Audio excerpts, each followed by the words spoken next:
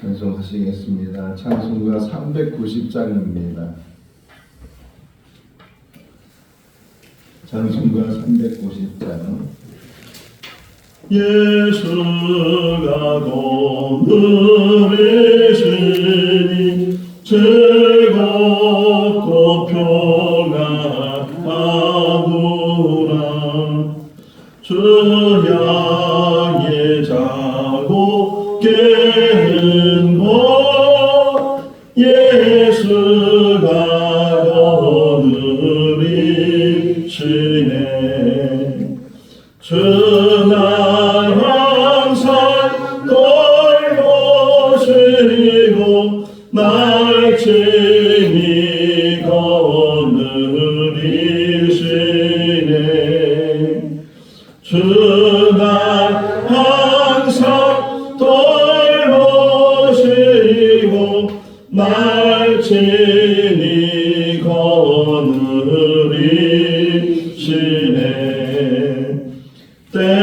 때때로 괴로움 당하며 때때로 기쁨 누리네. 풍파 중에 지키시고 평안히 인도하시네.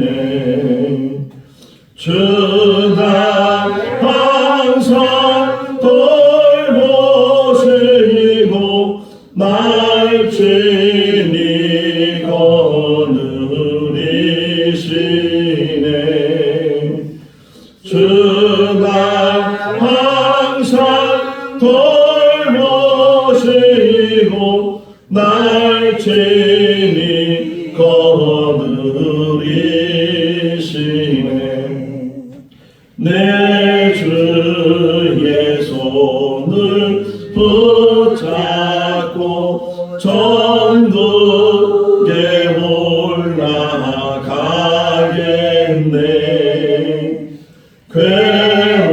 괴로우나 즐거우나 예수가 거느리시네. 주날 항상 돌보시고 날 친히 거느리시네. 주날 항상 돌보시고 날 친히 거느리시네. 이 세상 이별할 때에 마귀의 권세 이기네. 천국에 가는 그 길도 예수가 거느리시네. 주날 항상 돌보시고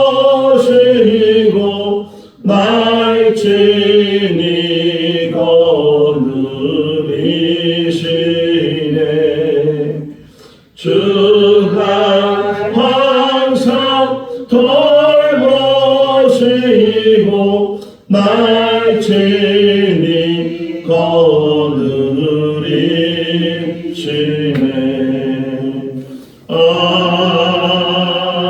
아멘. 창세기 26장 1절에서 22절 말씀입니다. 창세기 26장 1절에서 22절. 아브라함 땡에 첫 흉년이 들었더니 그 땅에 또 흉년이 들매 이삭이 그랄로 가서 블레셋 왕 아비멜렉에게 이르렀더니 여호와께서 이삭에게 나타나 이르시되 애굽으로 내려가지 말고 내가 네게 지시하는 땅에 거주하라. 이 땅에 거류하면 내가 너와 함께 있어 내게 복을 주고 내가 이 모든 땅을 너와 내 자손에게 주리라. 내가 내 아버지 아브라함에게 맹세한 것을 이루어 내 자손을 하늘의 별과 같이 번성하게 하며 이 모든 땅을 내 자손에게 주리니 내 자손으로 말미암아 천하 만민의 복을 받으리라. 이는 아브라함이 내 말을 순종하고 내 명령과 내 계명과 내 율례와 내 법도를 지켰음이라 하시니라. 이삭이 그랄에 거주하였더니 그 사람들이 그의 아내에 대하여 물음에 그가 말하기를 그는 내 누이라 하였으니 리브가는 복이 아름다움으로 그곳 백성이 리브가로 말미암아 자기를 죽일까 하여 그는 내 아내라 하기를 두려워함이었더라. 이삭이 거기 오래 거주하였더니 이삭이 그 아내 리브가를 껴안은 것을 블레셋 왕 아비멜렉이 장으로 내다본지라. 이 아비멜렉이 이삭을 불러 이르되 그가 분명히 내 아내군을 어찌 내 누이라 하였느냐. 이삭이 그에게 대답하되 내 생각에 그로 말미암아 내가 죽게 될까 두려워함이었음이로다. 아비멜렉이 이르되 네가 어찌 우리에게 이렇게 행하였느냐. 백성들 하나가 내 아내와 동침할 뻔하였도다. 네가 죄를 우리에게 입혔으리라. 아비멜렉이 이에 모든 백성에게 명하여 이르되 이 사람이나 그의 아내를 범하는 자는 죽이리라 하였더라. 이삭이 그 땅에서 농사하여 그에게 100배나 얻었고 여호와께서 복을 주시므로 그 사람이 창대하고 왕성하여 마침내 거부가 되어 양과 소와 떼를 이루고 종이 힘이 많으므로 블레셋 사람이 그를 시기하여 그 아버지 아브라함 때에 그 아버지의 종들이 판 모든 음물을 막고 흙으로 메웠더라. 아비멜렉이 이삭에게 이르되 내가 우리보다 크게 강성한즉 우리를 떠나라. 이삭이 그곳을 떠나 그날 골짜기에 장막을 치고 거기 거류하며 그 아버지 아브라함 때에 봤던 우물들을 다시 봤으니 이는 아브라함이 죽은 후에 블레셋 사람이 그 우물들을 메웠습니다. 이삭이 그 우물들의 이름을 그의 아버지가 부르던 이름으로 불렀더라. 이삭의 종들이 골짜기를 파서 샘 근원을 얻었더니 그날 목자들이 이삭의 목자와 다투어 이르되 이 물은 우리의 것이라 하매 이삭이 그 다툼으로 말미암아 그 우물 이름을 에색이라 하였으며 또 다른 우물을 팠더니 그들이 또 다툼으로 그 이름을 신나라 하였으며 이삭이 거기서 옮겨 다른 우물을 팠더니 그들이 다투지 아니하므로 그 이름을 르호봇이라 하여 이르되 이제는 여호와께서 우리를 위하여 넓게 하셨으니 이 땅에서 우리가 번성하리로다 하였더라. 아멘. 할렐루야. 아브라함 시대가 다 지나가고 이제 그 이삭의 시대에 돌입이 되고 그래서 이삭에 대한 이야기가 이제 전개되는데 어떤 면에서는 데칼코마니처럼 아브라함이 처음 가나안 땅에 들어가서 일어난 일과 또 이삭에 대해서 이제 이야기하면서 흉년에 대한 이야기를 해요. 아브라함도 가나안 땅에 들어갔는데 흉년이 들어서 애굽으로 피난을 가게 되고 또 이삭도 흉년이 들어서 그날로 가게 됐다. 근데 아브라함 때하고 지금 이삭 때하고 연수를 좀 생각해 보면 최소한 100년이 100년 전에 큰 흉년이 들어서 아브라함은 애굽으로 내려갔다 다시 올라오게 됐는데 근데 오늘 본문을 보게 되면 하나님이 이삭에게 나타나서 너는 애굽으로 가지 마라 또 이렇게 말씀. 아브라함 때는 전혀 그런 말씀이 없었는데 이삭 때는 너는 애굽으로 가지 말고 여기 머물러야 된다. 그리고 내가 너의 아버지 아브라함에게 약속했던 그 축복을 너와 너의 자녀들에게 주겠다. 머무르라. 근데 너무 흉년이 드니까 서북쪽으로 이렇게 가면 그랄이라는 지역이 있는데 그곳에 이제 블레셋 사람들이 살았고 블레셋 왕 아비멜렉이 거기에 있었다. 근데 그 아비멜렉을 이제 이삭이 찾아가게 됐다. 이렇게 설명을 하고 있어요. 어쨌든 기근이 흉년이 들었을 때 그 환경이잖아요. 환경이 거기서 살 수 없을 정도로 나중에 야곱의 식구들이 애굽에 정말 내려가고 거기서 이제 나오지 않고 400년 동안 살게 되는 그런 이유도 흉년이 들었기 때문에 흉년이 들었는데 애굽에 곡식이 많다는 소문을 듣게 되고 야곱의 아들들이 가서 곡식을 사오게 되고 또 나중에 알고 보니까 그 애굽의 총리가 자기 동생이었고 또 야곱의 아들 요셉이 총리가 돼 있다는 소식을 듣게 돼서 70명이나 되는 식구들이 다 애굽으로 내려가서 나오지도 않고 흉년은 이제 한 5년 정도 남았는데 그 5년이 지난데도 불구하고 자기들이 머물고 있는 고센 땅이 풍요롭고 전혀 물 걱정 없이 또 목축하는데도 뭐 풀이 많으니까 물이 많으면 풀도 많고 그러다 보니까 여기가 정말 천국이구나 여기가 낙원이구나 혹이나 그런 생각으로 그들이 또 대접도 얼마나 잘 받았어요. 자기 동생이 자기 아들이 총리니까 그렇게 요셉이 살고 있는 동안에 이런 표현도 있는데 잘 대접을 받다 보니까 가기가 싫은 거예요. 이삭도 마찬가지로 지금 여기 하나님이 만류하신 2절 한번 읽어볼까요? 여호와께서 이삭에게 나타나 이르시되 애굽으로 내려가지 말고 내가 내게 지시하는 땅에 거주하라.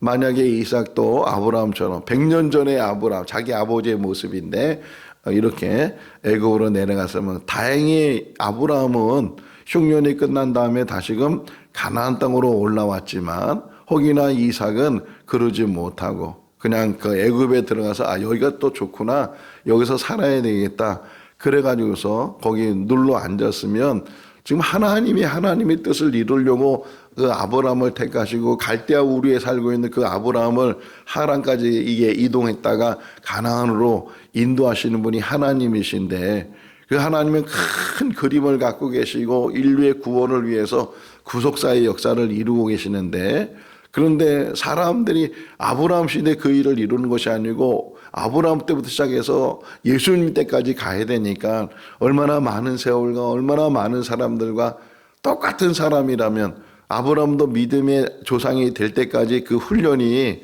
1, 2년 가지고 된 것이 아니고 심지어는 100년 이상 걸리는 그런 훈련 속에서 믿음의 조상을 세웠는데 거기서 이제 또 다시 이제 그 사람은 세상을 떠나게 되고 그 아들이 또 이삭이 세상을 떠나게 되니까 그 아들 야곱이 이렇게 대를 이어가니까 참 이거 생각해 보면서 오늘 새벽에 하나님이 얼마나 힘드실까. 한 사람 바르게 세우는 것도 어려운데 혹이나 바르게 세워줘도 그게 끝까지 잘 가야 되는데 그러지 못하고 또 다음 사람에게 바톤이 넘어가게 되고 하는 그런 일들을 보면서 정말 하나님은 힘드시겠다. 사람 하나 만드는 게 얼마나 힘든 일인가. 어쨌든 아브라함은 시대가 지나갔고 이제 이삭의 시대가 돼서 흉년이라는 그런 환경 속에서 이제 하나님께서 하나님 되심을 보여줘요.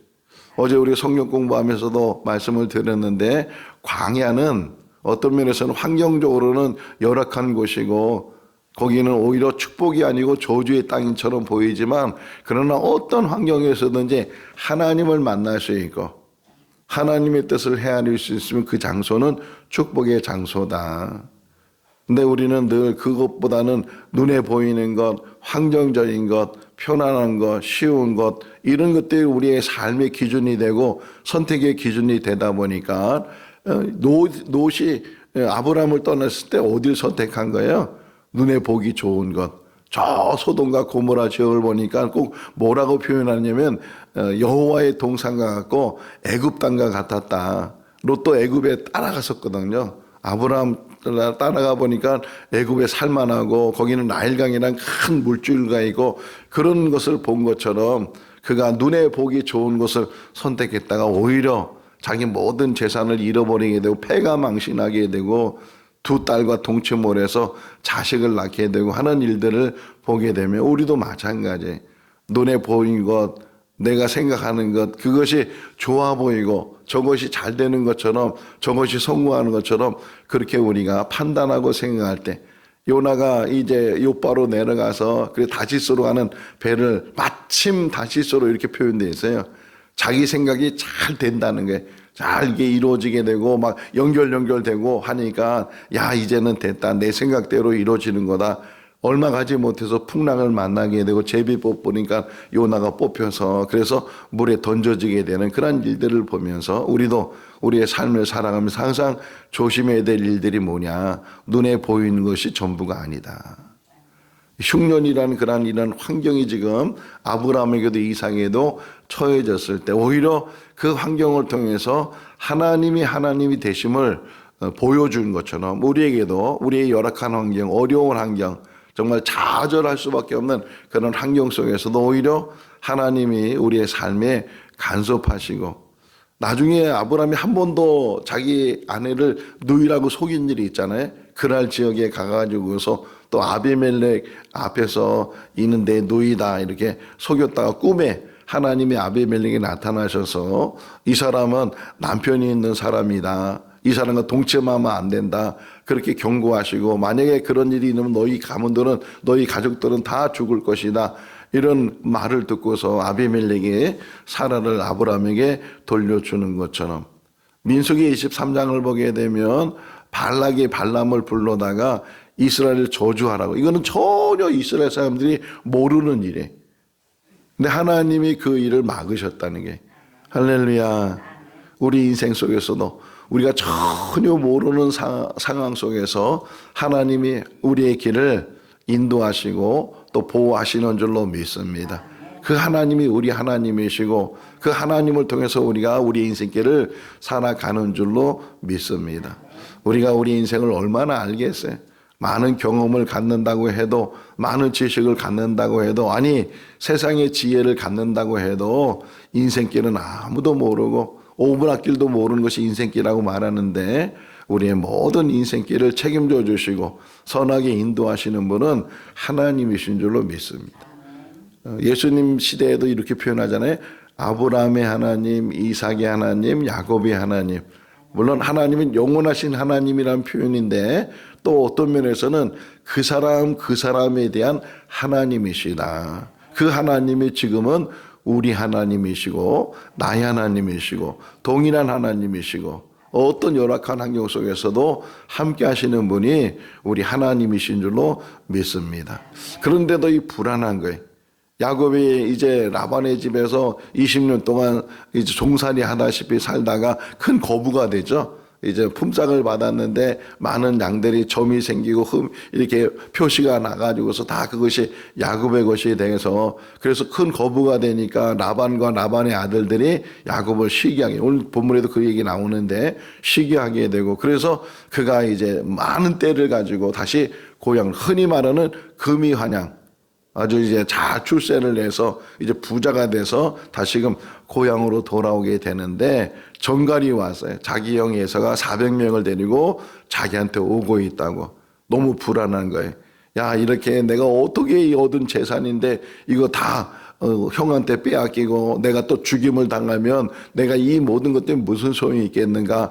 자기 계획대로 이제 떼를 나눠가지고서 혹이나 한 떼를 다 소멸시킨다 할지라도 또 한 떼가 남아있으면 그거 가지고 내가 다시 시작할 수 있으니까 인간적인 방법으로 계속 마지막까지 인간적인 방법으로 결국은 혼자 약불관계에 남았을 때 그가 마지막 할 수 있는 일이 하나님께 기도했다는 게 씨름으로 표현되잖아요. 밤새도록 씨름했다.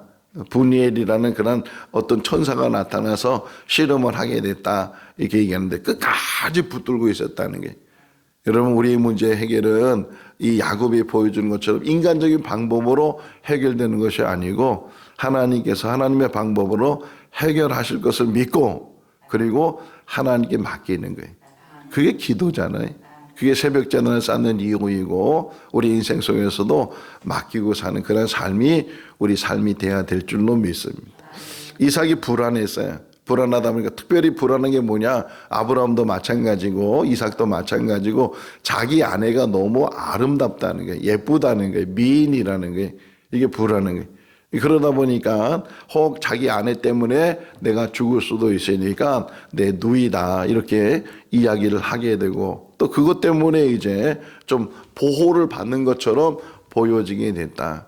자, 아브라함하고 사라는 이복 동생이 실제적으로 이게 같은 아버지의 여자가 다른 그런 관계라면 지금 이 이삭과 리브가는 어떤 면에서는 촌수로 따지면은 삼촌과 조카뻘이 근데도 누이라고 표현하잖아요. 그러니까 거짓말이 더 거짓말이 되고 더 없는 말도 만드는 게 거짓말이다. 왜냐하면 자기를 보호하기 위해서. 우리도 마찬가지잖아요. 살다 보면 사람들이 거짓말을 하기 시작하는데 그 거짓말이 또 거짓말을 만들게 되고 더 큰 거짓말을 만들게 되고 그런 삶이 우리 삶이 될 수 있다. 속이는 자가 더 크게 속이는 그런 일들도 일어나게 되는데 우리가 늘 배워야 되는 것 중에 하나가 정직함이고 바르게 사는 건데 그런데도 불구하고 정직하다는 것도 나중에 우리가 한번 묵상할 수 있으면 좋겠는데 정직이라고 해서 하고 싶은 말 다 하는 게 정직은 아니에요. 오히려 침묵하게 되고 아는 것도 모르는 것처럼 제가 이제 전에 있던 교회에 담임으로 갔을 때 그 은퇴하시는 목사님이 저에게 선물을 줬는데 그 선물이 뭐냐면 한 사람은 눈을 가리고 한 사람은 입을 가리고 한 사람은 귀를 가리고 있어요. 그 뭐 우리 다 알잖아요. 시집가 가지고서 보아도 또 들어도 또 말을 하는 것도 이렇게 목회도 마찬가지라는 게 본다고 해서 다 그 본 것을 또 듣는다고 해서 다 듣는 것을 또 안다고 해서 다 말하는 것을 다 하게 되면 그게 바른 목회가 되겠는가. 목회뿐만 아니라 신앙생활도 마찬가지.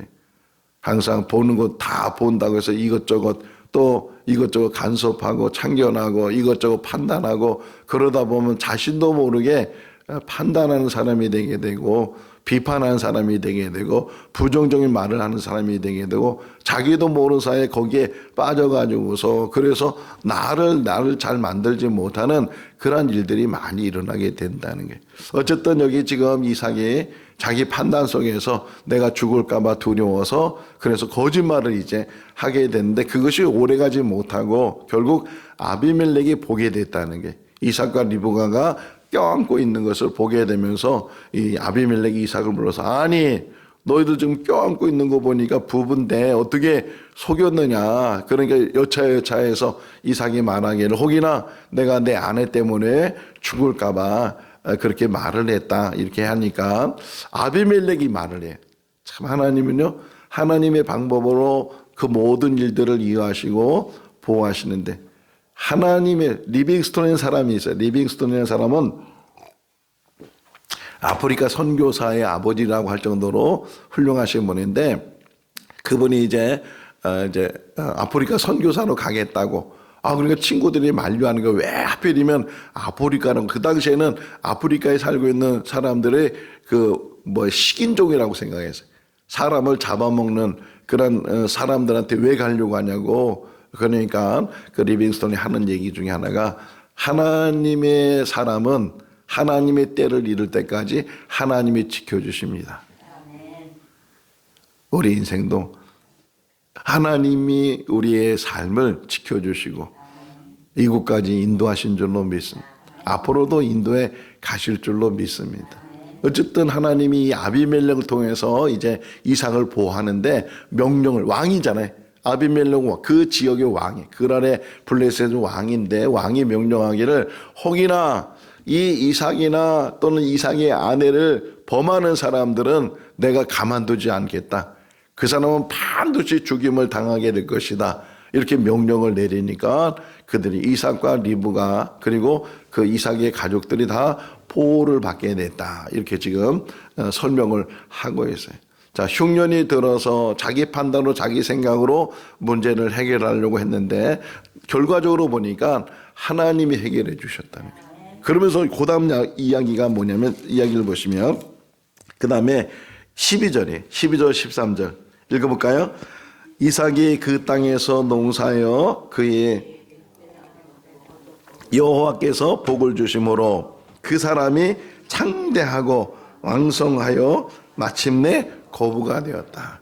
지금 흉년이 계속 이어지는 상황이고 지금 어떤 면에서는 이삭은 지금 뭐 이렇게 들어가 사는 사람이잖아요. 거기 뿌리 내린 사람이 아니고 그 주민이 아니고 낯선 사람이고 거류민이고 그런 상황인데 근데 또 이 이삭은 농부가 아니에요.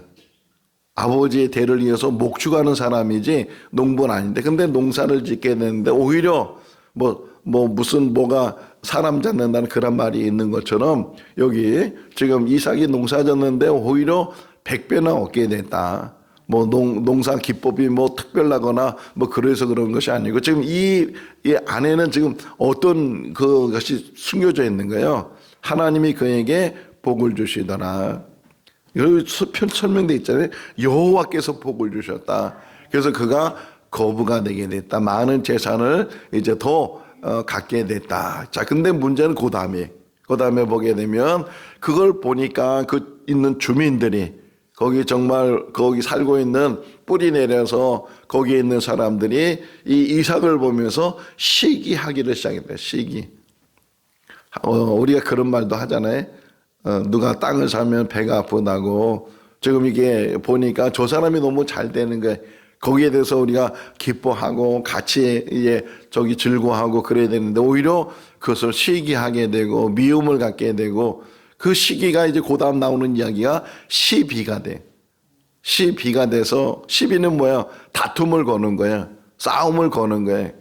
그래서 이삭이 가지고 있는 운물에다가 돌을 메꿔가지고서 그러면 화가 날 거 아니에요. 화가 나면은 왜 그러냐고 이렇게 말다툼이 되다 보면 그것이 이제 시비가 돼가지고서 싸움이 되게 되고 전쟁이 일어나게 되고 그런 일처럼 이 지금 블레셋 사람들 이 그랄 지역에 있는 사람들이 이삭이 잘 되니까 이게 시기가 나고 그래서 시비를 걸면서 그 운물을 목축하는 사람이나 농사 짓는 사람이나 아니 사는 사람이 물이 얼마나 소중하겠어요. 그 당시에는 또 거기는 강이 없으니까 우물을 파가지고서 물을 사용해야 되는데 거기다가 돌을 메꾸고 그러니까 얼마나 화가 나고 얼마나 그 마음의 상처를 받겠어요. 그런데도 불구하고 이삭의 모습을 보니까 양보했다는 거예요.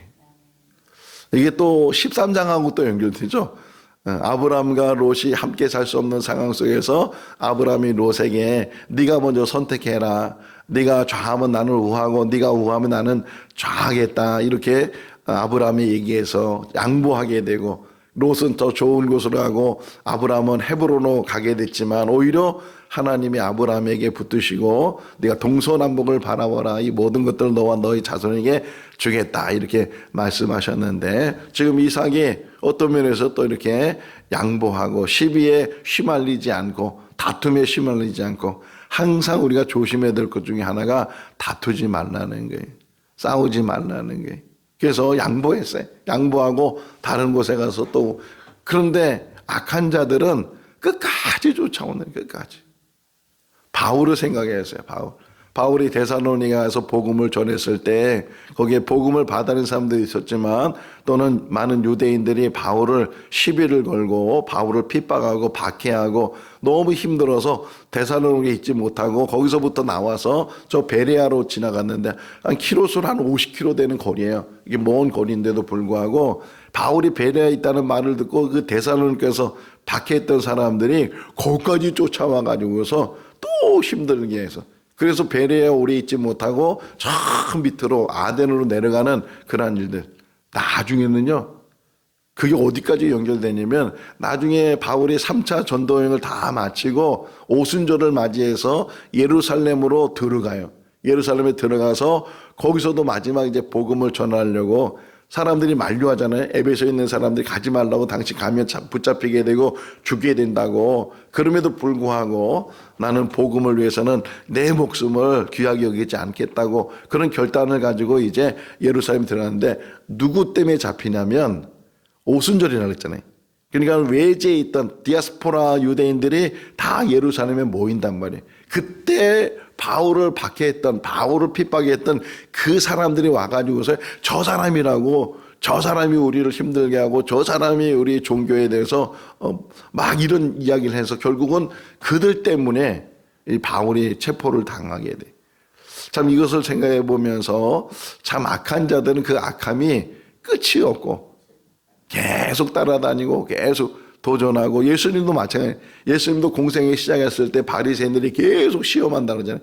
또 시험하고 또 어떤 그냥 발목을 잡으려고 하고 무슨 꼬투리를 잡으려고 하고 결국은 이제 예수님을 붙잡아 가지고서 없는 죄를 만들고 신성 모독죄라고 막 그래 가지고서 십자가에 못 박게 한 사람이 그 바리새인들이요, 대제사장들이요, 서기관들이요, 예수님을 시험하려고 했던 사람들. 우리 인생 속에서도 마찬가지. 다 우리를 힘들게 하고 무슨 원한이 있다고 무슨 원수징계 있다고 계속 그렇게 시비를 걸고 어렵게 하고 끝까지. 그럼에도 불구하고 지금 이삭이 우리에게 보여주는 게 그가 시비에 휘말리지 않고 싸움에 휘말리지 않고 또 다른 데 나가서 우물을 파고, 근데 또 거기까지 와가지고 또 시비를 걸고, 그래 또 이제 이삭이 옮겨서 다른 데 가서 우물을 팠는데, 그런데 이 그날 사람들이 생각해 볼 때는 이거 아무리 우리가 시비를 걸어도 저가 우리의 시비에 휘말리지 않고 전혀 싸울 생각을 하지 않고 그런 마음이 생겼는지 그때는 따라가지 않았다는 게. 자, 22절이에요. 22절 읽어볼까요? 이삭이 거기서 옮겨 다른 음물을 봤더니 그들이 다투지 아니하였으므로 그 이름을 르호봇이라 하여 이르되 이제는 여호와께서 이 땅에서 우리가 번성하리로다 하였더라. 할렐루야. 르호봇. 우리 삶 가운데 르호봇의 운물이 있을 수 있기를 바랍니다. 하나님이 그 지경을 넓혀주셨다. 내가 양보했지만, 내가 손해봤지만, 내가 피해를 봤지만 그것 때문에 시비에 휘말리지 않고 다툼에 휘말리지 않고 오히려 물러섰더니 마침내 하나님께서 르호봇을 만들어 주시고 우리 인생 속에서 2026년도 살아가면서도 우리가 르호봇의 운물을 가지고 하나님의 지경을 넓혀주시는 그런 체험과 그런 간증이 우리 가운데 있을 수 있기를 주님의 이름으로 축원합니다. 기도하겠습니다. 사랑과 은혜가 많으신 하나님 아버지, 올 한 해도 하나님의 은혜 가운데 살기를 원합니다. 흉년이 든다 할지라도 하나님께서 머물러 하라는 그곳에 머물러 있을 수 있도록, 견뎌낼 수 있도록, 기다릴 수 있도록 하나님 우리에게 더 큰 믿음을 주시고 뿌리가 내려지게 하여 주시옵소서. 눈에 보이는 것이 우리의 판단이 선하다고 할지라도 그것 때문에 넘어지지 않도록 하나님 영안이 열려지게 하시고 무엇보다도 하나님의 뜻을 헤아릴 수 있도록 지혜를 덧입혀 주셔서 내 뜻대로 마옵시고 아버지 뜻대로 하옵소서라고 기도하신 예수님의 그 기도처럼 우리들도 주님의 뜻 안에서 하루하루를 살아가게 하시고 1년을 살게 하여 주시옵소서. 2026년도 한 해는 열매 맺는 삶이 되게 하시고 착하고 충성된 종아라고 칭찬했던 것처럼 그 음성을 듣는 우리들이 되게 하여 주시옵소서. 오늘 하루의 삶도 지켜주시기를 간절히 바라옵고 예수 그리스도 이름으로 기도하옵나이다. 아멘. 마쳤습니다.